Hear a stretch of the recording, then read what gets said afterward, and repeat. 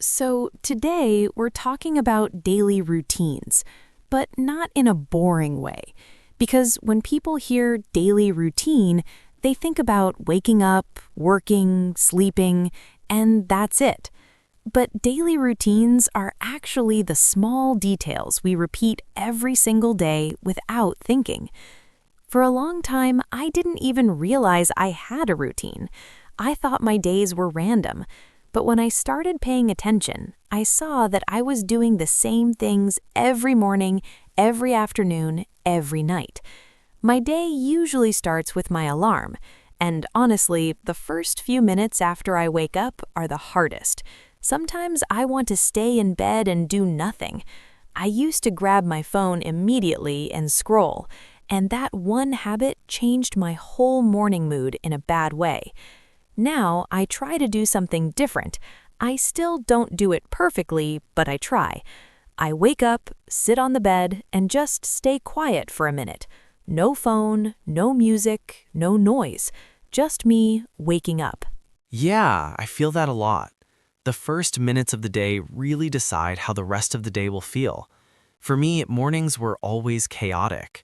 I woke up late, rushed everything, skipped breakfast, and felt stressed before leaving the house. My routine now is still simple but calmer. When I wake up, the first thing I do is open the curtains or the window. I like light and fresh air. It makes me feel like the day has really started. I don't check messages immediately anymore, not because I'm disciplined, but because I realized it makes me anxious. Seeing messages, news, or notifications too early feels like pressure. Exactly. Morning pressure is real. That's why I like slow mornings, even if they are short. After waking up, I usually make my bed. Some people think it's pointless, but for me, it's psychological. When my bed is messy, my mind feels messy too. It takes 1 minute, but it makes a difference. Then I go to the kitchen and make coffee. Coffee is not just a drink for me, it's a moment.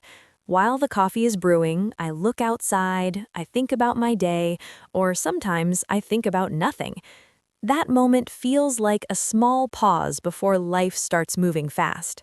I like that idea, a pause before the day starts. For me, breakfast became part of my routine only recently. Before, I used to say I'm not hungry in the morning, but the truth was I was just used to skipping it. Now I try to eat something small, nothing fancy. Toast, eggs, fruit, whatever is easy. And I noticed that my energy during the day is much better. While eating, I usually think about what I need to do. Not everything, just the important things. If I think about too much, I feel overwhelmed. Same. I stopped planning my whole life in the morning. Now I just ask myself one question. What are the three most important things today? That helps a lot. After breakfast, I usually do something small for myself. Sometimes it's stretching, sometimes it's listening to English content. It's part of my daily English routine. I don't say, I will study English for 2 hours. That never works. I say, I'll listen for 10 minutes. And most of the time, those 10 minutes turn into more. That's a really important point. Daily routines don't need to be big or perfect. They just need to be realistic. I also include English in my routine. Usually in the morning, my brain is fresh, so I might listen to a short podcast or watch a short video. Even if I don't understand everything, I don't stop. I just listen. That habit helped me a lot. Not fast, but slowly. And that's the thing with daily routines. You don't see results immediately, but after weeks or months, you suddenly realize something changed. Your energy changes, your mood changes, even the way you think changes. But of course, mornings are only one part of the day. The rest of the day matters too. So, after the morning routine, the real day starts.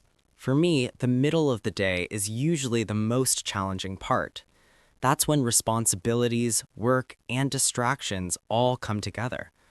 Once I start working, time moves very fast, sometimes too fast.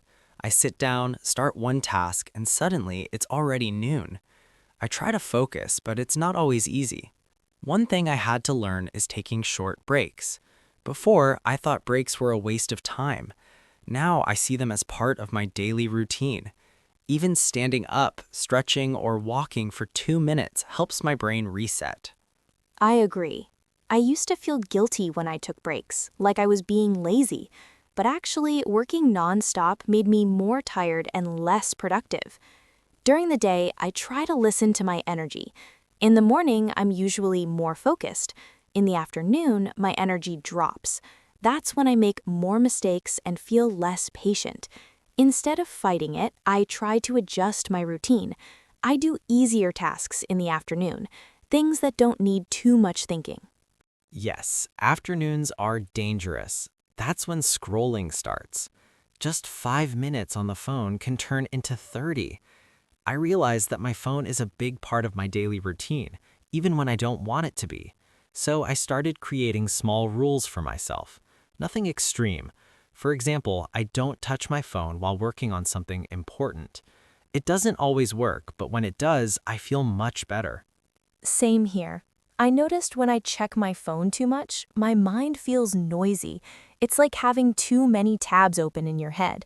So now, when I feel that urge to check my phone, I try to pause.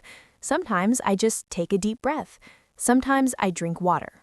It sounds simple, but it helps me break the habit. Lunchtime is also an important part of my routine. Not just eating, but stepping away from work. I try not to eat in front of a screen anymore. That's a good habit. I still struggle with that, but when I do eat away from my desk, I enjoy food more and feel calmer. After lunch, the day feels heavier. That's usually when motivation is low. So I remind myself that I don't need to be perfect. I just need to continue. Daily routines are not about feeling motivated all the time. They are about showing up, even on low energy days. Exactly. Some days my routine is not clean or organized, and that's okay. I used to think one bad day ruins everything. Now I know that one bad day is just one day. What matters is returning to your routine the next day, not punishing yourself, not overthinking. And for people learning English, this part of the day is also important. Even listening while walking or doing something simple helps. English doesn't need a special time. It can be part of your normal day. That's a great point. Daily routines don't need to be strict schedules. They should fit your life, not control it. And the day doesn't end after work. Evenings are another big part of our routine.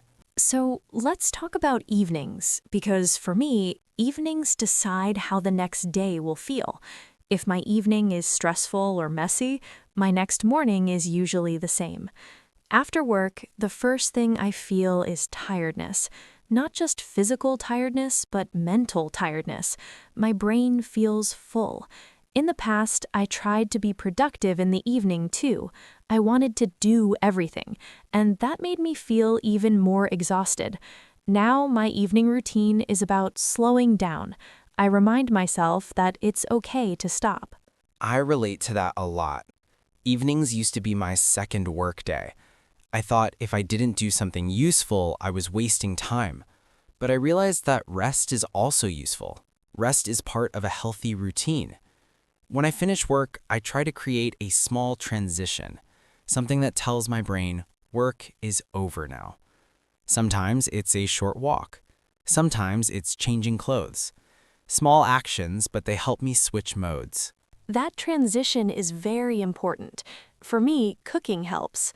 Even if it's something simple, cooking makes me focus on one thing, and it calms my mind. While cooking, I don't think about work emails or tasks. I think about food, smells, and time. It's almost like meditation. After eating, I usually want to relax.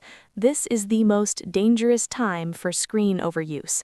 It's very easy to scroll for hours without noticing. Yes, evenings and phones are a dangerous combination. When we're tired, our self-control is low. I don't completely avoid screens. I just try to be more aware. I choose what I watch instead of letting the algorithm choose for me. Sometimes I watch something light. Sometimes I listen to music. Sometimes I do nothing. And that was hard to learn. Doing nothing feels uncomfortable at first. We're not used to silence anymore. One habit I added to my evening routine is reflection. Not every day, but often. I ask myself simple questions. What went well today? What was difficult? I don't write long pages, just a few lines in my head or on paper. It helps me release the day. I like that idea. For me, evenings are also when overthinking appears. When everything gets quiet, thoughts get loud. So I try to create a calm routine before sleep. I lower the lights, I avoid stressful content. I prepare my clothes for the next day. It sounds boring, but it makes my mornings easier. Exactly. Evening routines are not about doing more. They are about preparing your mind and body for rest. I also try to go to bed around the same time, not perfectly, but consistently. Sleep changed everything for me. My mood, my focus, my patience. Sleep is probably the most underrated part of a daily routine. We talk a lot about productivity, but not enough about rest. And when you sleep better, your whole routine feels easier. You wake up better, you react better, you feel more in control. And still, some evenings are messy, some nights are late, and that's okay. Daily routines are not rules, they are support systems. So, when we look at our daily routines as a whole, one thing becomes very clear. There is no perfect routine. What works today might not work tomorrow, and that's normal. For a long time, I thought I needed a strict schedule to be successful, but now I see that flexibility is more important than control. Life changes, energy changes, and routines should change too. Exactly. A good daily routine is not about doing more things. It's about doing the right things for you. Some days you follow your routine. Some days you don't. That doesn't mean you failed. It just means you're human.